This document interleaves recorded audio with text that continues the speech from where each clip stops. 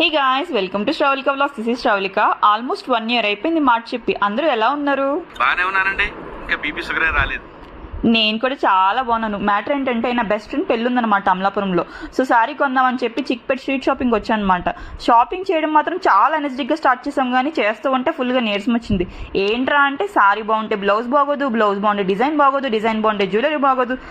ఈ షాపింగ్ చేస్తున్నప్పుడల్లా నా మైండ్లో ఒకటే రన్ అయింది.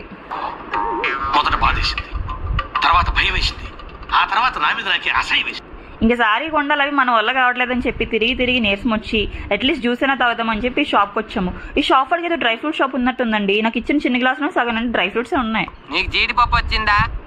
జీడిపప్పు వచ్చేది, ఉప్మా ఉందా? నాకు వచ్చింది. Lucky boy. ఆల్మోస్ట్ నైట్ అయిపోయింది, స్టిల్ ఇంకా నాకు శారీ మాత్రం దొరకలేదు. ఇంకా తిరుగుతూనే ఉన్నాం. నేను దొరకట్లేదు ఫ్రెండ్స్. మిగతా స్టోరీ నెక్స్ట్ వీడియోలో చెప్తానే.